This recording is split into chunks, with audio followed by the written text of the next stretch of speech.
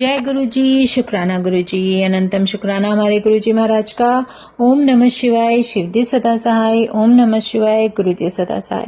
शुक्राना अनंतम शुक्राना। अब है हमारा सप्तम वायव्य संहिता का 5th अध्याय, शिव तत्व वर्णन। ऋषि बोले, वायुदेव, सबसे प्रथम आप लोगों को यह कहें कि आपने यह ईश्वर ज्ञान किस प्रकार पाया और जिसका जन्म अप्रटक है। ऐसे ब्रह्मा जी से शिव भाव आपको कैसे मिला? यह सुनकर वायुदेव बोले, ऋषियों, प्रथम जब 21वां श्वेत रूप नामक कल्प लगा तब ब्रह्मांड की रचना के लिए ब्रह्मा जी ने शिव को प्रसन्न करने के लिए कठोर तपस्या की। उसके द्वारा संतुष्ट होकर प्रकट हो अपना स्वरूप दिखाते हुए शिव जी ब्रह्म ज्ञान का उपदेश करने लगे। हे ऋषियों, अपने तप के प्रभाव से उसी ब्रह्म ज्ञान को मैंने ब्रह्मा जी से पाया।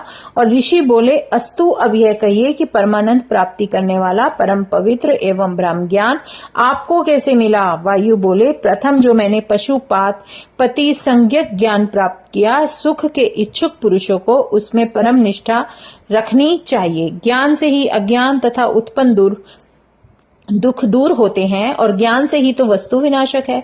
देखो, जीव तो चेतन है और प्रकृति जड़ है, इस कारण यह दो वस्तु हैं। इन दोनों का नायक ज्ञान है और वही ज्ञान पशुपात एवं पति, इन तीनों के क्रम से अक्षर, क्षर तथा शर अक्षर से अतिरिक्त 3 संज्ञाओं का है।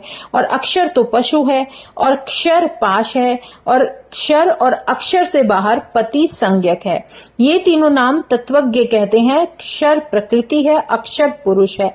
इन दोनों का प्रेरक परमेश्वर परे से भी परे वह दूसरा है। प्रकृति तो माया है और माया से युक्त मूल कर्म का संबंध रखने वाला पुरुष इन दोनों के प्रेरक शिव परमेश्वर हैं। माया तो महेश्वर की शक्ति है। माया से ढका हुआ चिद रूप, उस चिद रूप को भी ढक देने वाला मल है और वह शिव द्वारा स्वयं कल्पित है। वह मल महाअंधकार है, उससे बाहर परमेश्वर शिव का शुद्ध स्वरूप है। जीव कर्म फल भोगने के लिए व्यापी माया से आच्छादित रहता है। कला आदि से वह उत्पन्न होता है, फिर जल मल का नाश हो जाता है तो वह जीव भी मुक्त हो जाता है। ऋषि बोले, हे वायुदेव, काल आदि किसे कहा जाता है? उसका कर्म क्या है एवं उसका फल तथा आश्रय क्या है? भोग किसे कहते हैं? कौन से भोग के साधन है? मल विनाश का क्या हेतु है? मल विनाश हो जाने के बाद पुरुष का रूप क्या हो जाता है? वह सब कुछ स्पष्ट रूप से हमें वर्णन करके बताओ। वायु बोले, कला, विद्या, राग, काल एवं नियति इत्यादि है। इनका भोक्ता पुरुष है और सुख दुख रूप फल देने वाले कर्म पुण्य पाप करके 2 प्रकार के हैं। अनादि मल भोग के समाप्त हो जाने वाले तथा अज्ञान तो आत्मा के साथ ही रहता है। भोग कर्म विनाश के लिए है, यही प्रकृति अर्थात माता कहती है। अंतःकरण तथा बाह्य इंद्रियों के द्वार वाले इस शरीर को ही भोग का साधन कहा गया है। जब भावना विशेष हो जाती है तब शिव की कृपा होती है, उससे मल विनाश होता है और इस मल के नष्ट हो जाने पर मनुष्य शिवजी के स्वरूप की समता पा लेता है। विद्या दिक्त्रय भावना का ज्ञान कराती है और राग को कला बढ़ाती है।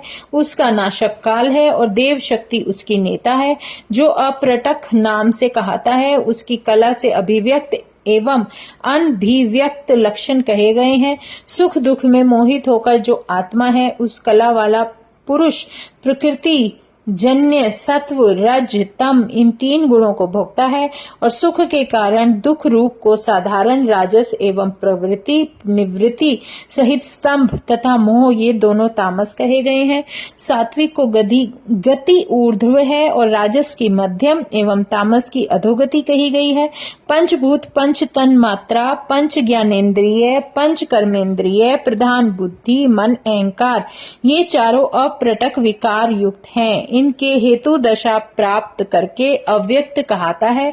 शरीर आदि अव्यक्त और व्यक्त ही कर्मों का भिन्न एक कारण है। उसके भोगने के योग्य कर्म शरीर आधार है और बुद्धि इंद्रिय एवं शरीर से व्यापी को व्यतिरेक तो है, किंतु आत्मा का कारण समझना दुर्बोध है। श्रेष्ठ पुरुषों ने आत्मा को इंद्रिय शरीर आदि में भिन्न माना है, इसी कारण इनसे भिन्न ही आत्मा है। इसमें संशय नहीं कि वह कर्मों का फल भोगता है और संपूर्ण जगत के मध्य में रहने वाले ईश्वर सर्वज्ञ सर्व अगोचर अंतर्यामी नाम से विख्यात है। उन्हें वेद वेदांतर इस प्रकार से गायन रूप धारण करने वाले ज्ञानी पुरुषों को दिखाई देते हैं और विशेष क्या कहा जाए, वे देवों से भिन्न है और उन्हें भिन्न नहीं मानते। वे अज्ञानी है, शरीर तो नश्वर पराश्रित दुखों की खान है, बार बार नष्ट हो जाते हैं। जीव एक शरीर में स्थिति नहीं रह सकता है और ना ही वो रह सकता है। जन्म मरण के संसार चक्र में पड़कर वह घूमता रहता है। भिन्न भिन्न देहों में आत्मा का प्रवेश होता है। इसी कारण उसकी वृत्तियां भिन्न भिन्न मालूम होती हैं और वास्तव में है एक ही। यह आत्मा किसी की ना तो है और न ही इसका कोई है और देह के मध्य रहकर देह को ही देखता है और देह इसे नहीं देख सकती। शरीर एवं देह का दृष्टा तो कोई दूसरा है, किंतु ये दोनों उसे नहीं देख सकते। यह जीवात्मा ज्ञानहीन होकर परमेश्वर से प्रेरणा पाकर सुख और दुख भोगने के लिए स्वर्ग नरक में जाती रहती है। जय गुरु जी, शुक्राना गुरु जी। कितना प्यारा मतलब इन्होंने हमें समझाया है कि जो हमारी देह है वो हमारी आत्मा को नहीं देख सकती और हम अपनी देह को तो देख सकते हैं, लेकिन जब देह और आत्मा इन दोनों को देखने वाला एक परमात्मा अलग है और हम दोनों, चाहे वो देह और हमारी सौल है, हम परमात्मा को नहीं देख सकते। लेकिन जब उस तत्व का ज्ञान हो जाता है तो हम परमात्मा का दर्शन करने लगते हैं और परमात्मा हमें अनुभव कराने लगते हैं। शुक्राना गुरु जी का, बहुत प्यारा शुक्राना। अब 6 अध्याय है शिव तत्व ज्ञान वर्णन। ऋषि जी बोले, हे वायुदेव, पशु एवं पाश दोनों का आपने वर्णन किया, इनका स्वामी कौन है? वायु बोले, हे ऋषियों, पशु पाश का निवारक परमेश्वर है। वह सर्व व्यापक गुण स्थान निर्माता है, बिना उसके संसार निर्माण नहीं हो सकता और ईश्वर की प्रेरणा पाकर पशु अर्थात जीव कर्तृत्व के रूप में भासमान होता है और वस्तुतः करता नहीं। परमात्मा ही करता है। जैसे नेत्रहीन पुरुष को कुछ नहीं दिखाई देता, वैसे ही प्राणियों को ईश्वर नहीं दिखता और प्राणियों के दिव्य नेत्र प्रधान माया से ढके हुए हैं, इस कारण ईश्वर नहीं दिखता। जब पुरुष पाश तथा पति तीनों का ज्ञान प्राप्त होता है तब ब्रह्म ज्ञानियों को मुक्ति मिलती है और संसार रूप बंधन में जकड़ लेने वाले परमात्मा क्षर अक्षर के संयोग द्वारा व्यक्त अव्यक्त को धारण कर लेते हैं। ये देखिए, जब पशु पाश तथा पति तीनों का ज्ञान प्राप्त होता है, पशु का भी, पाश का भी और पति का भी, तीनों का ज्ञान प्राप्त होता है, तब ब्रह्म ज्ञानियों को मुक्ति मिलती है। तब ब्रह्म ज्ञानी जो होते हैं उनको मुक्ति मिलती है और संसार रूप बंधन में जकड़ लेने वाले परमात्मा, जिन्होंने संसार रूप में एक बंधन के अंदर जकड़ लिया है, वह परमात्मा क्षर अक्षर के संयोग द्वारा व्यक्त अव्यक्त को धारण कर लेते हैं। वहां विश्व है और वहीं विश्व विनाशक रहते हैं। जहां पर विश्व है वहीं उसके विनाशक भी रहते हैं। भोक्ता, योग्य एवं प्रेरक, ये तीनों माननीय हैं और विद्वान लोग इनसे आगे नहीं जानते। परमेश्वर मायावी है, वह अपनी ईशानी शक्तियों से अकेला ही संपूर्ण संसार को अपने अधीन कर लेता है। वह सदाशिव है और विश्व की सृष्टि स्थिति संहार करने वाला है और सारा विश्व इस विराट पुरुष के नेत्र, भुजा, मुख आदि है और आकाश, पृथ्वी आदि रचयिता केवल भगवान शंकर है और वहां देवों के देव आदि देव ब्रह्मा को रचते हैं।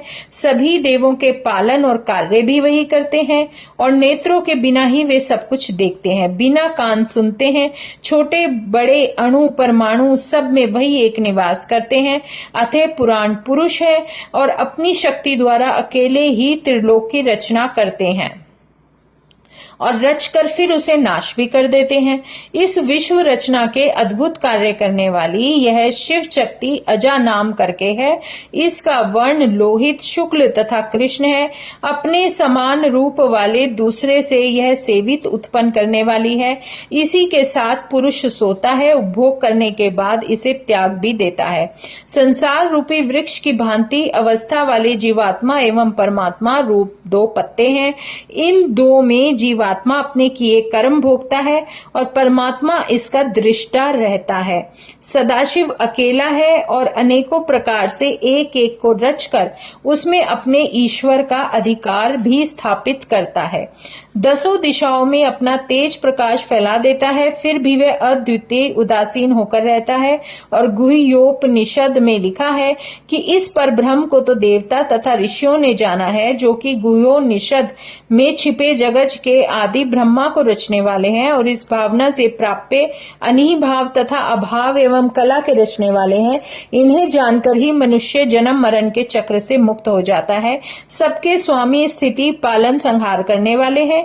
इनका उत्पादक तथा इनका स्वामी कोई नहीं। सबकी कामना पूर्वक मोक्ष प्रदाता अविनाशी हैं। इनके ज्ञान द्वारा भव बंधनों से मुक्ति होती जाती है और ब्रह्मा को पैदा करके वेद बढ़ाने वाले सदाशिव के भजन से मोक्ष की इच्छा करनी चाहिए, जो अमृत के परम सेतु है, जलते हुए काष्ठ की अग्नि के समान है, चरम की भांति आकाश को ढक रहे हैं और पर ब्रह्म शिव के ज्ञान के बिना मुक्ति नहीं मिलती है। इन कारणों से सर्वव्यापक पर ब्रह्म सदाशिव है। सदा इन्हीं का ध्यान करना चाहिए। और काल महिमा वर्णन। अब जो 7वां अध्याय है वो है काल महिमा। अब काल महिमा का वृतांत बहुत ही जरूरी है समझना। ऋषि जी बोले, यह सारा विश्व, सारी सृष्टि जिसके अधीन होकर सृजन संहार रूप से चक्र की भांति निरंतर चलता है, जिसके द्वारा सभी कुछ पैदा होता है और फिर नाश भी हो जाता है, ऐसा प्रचंड काल कौन है, किसके अधीन रहता है और इसके कौन कौन अधीन है, इस रहस्य का वर्णन हमें बताओ। वायुदेव बोलते हैं, हे ऋषियों, काला काष्ठा, जो कला काष्ठा है, निमेष आदि से युक्त शरीर वाला यह काल भगवान है। यह भगवान शंकर का ही तेज रूप है। इसका कालात्मा नाम प्रसिद्ध है और चराचर सृष्टि में कोई भी इसका बाधक नहीं है।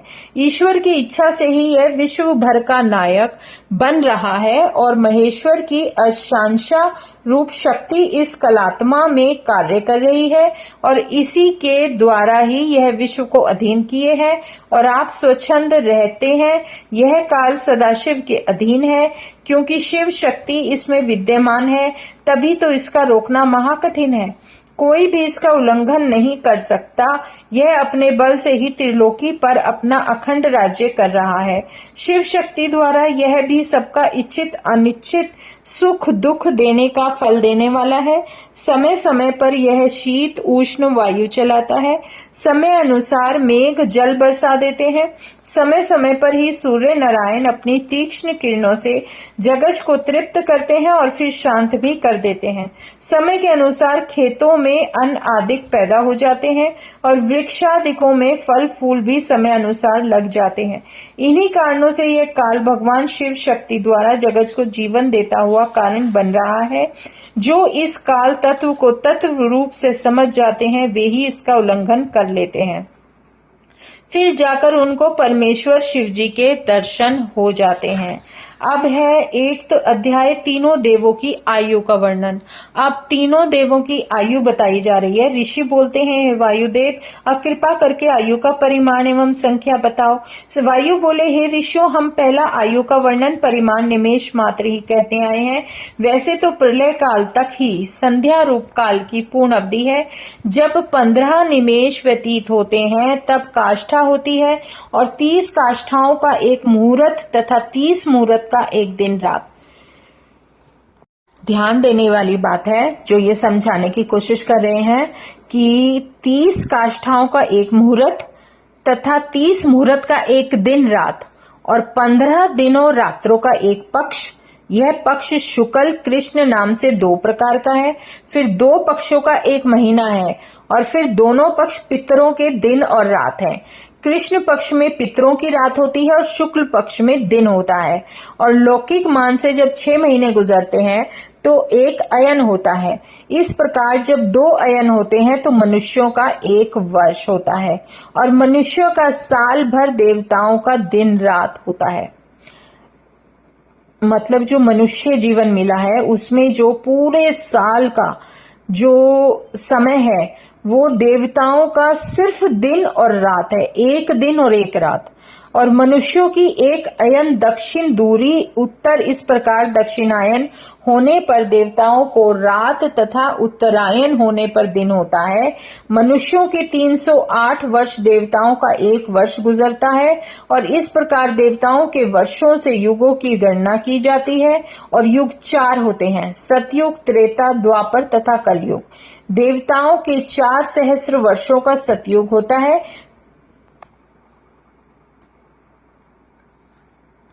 मतलब देवताओं का जो 4 सहस्र वर्ष होते हैं वो पूरा सतयुग है और इसमें 400 वर्ष संध्या और 400 वर्षों का संध्यांश होता है। सतयुग को छोड़कर बाकी सभी युगों की संध्या एवं संध्यांश के साथ प्रमाण से एक पाद कम रहते हैं। जैसे कि 30,000 वर्ष त्रेता के होते हैं, उनकी 200 वर्ष संध्या, इतने ही वर्ष और संध्यांश है। कलयुग 1000 वर्ष का है, उसकी संध्या 100 वर्ष तथा संध्यांश के साथ सभी युगों का 12,000 वर्षों का वर्ष प्रमाण होता है।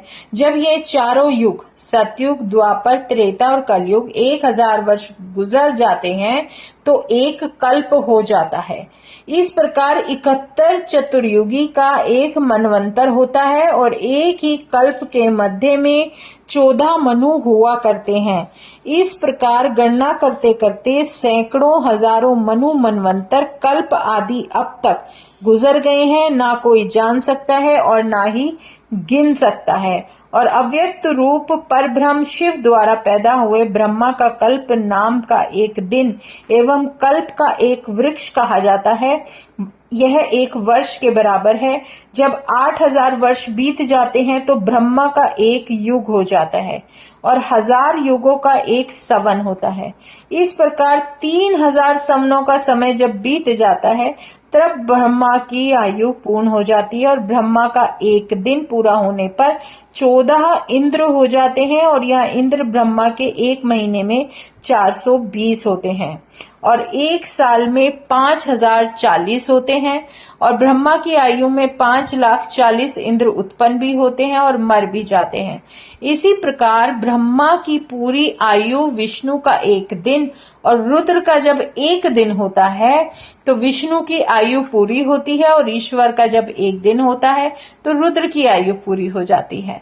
इस प्रकार काल की गणना की गई है। सदाशिव की 5,40,000 साल की आयु होने पर सारी सृष्टि पैदा होती है, संहार भी होता है, सबका नाश हो जाता है, किंतु परब्रह्म सदाशिव का नाश नहीं होता। सदाशिव पर तो सभी कालात्मा आक्रमण नहीं कर सकते। ये सृष्टि का सभी कालांतर ईश्वर का एक दिन एवं इतना ही समय एक रात और परमेश्वर के एक दिन में सृष्टि की उत्पत्ति और रात में संहार होता है। इस प्रकार से ईश्वर काल गणना केवल लोगों के हित के अर्थ से की गई है। वस्तुतः परमेश्वर की ना कोई रात है और ना कोई दिन है। जय गुरु जी, शुक्राना गुरु जी। अब इसके हमारे 8 अध्याय पूरे हो चुके हैं। अब है 7वीं वायवीय संहिता का। आगे पढ़ेंगे हम 9th अध्याय, जिसमें प्रलय के बारे में अद्भुत व्याख्यान सुनाया गया है। तो शुक्राना गुरुजी महाराज का, अनंतम शुक्राना। ओम नमः शिवाय, शिवजी सदा सहाय। ओम नमः शिवाय, गुरुजी सदा सहाय। शुक्राना, अनंतम शुक्राना।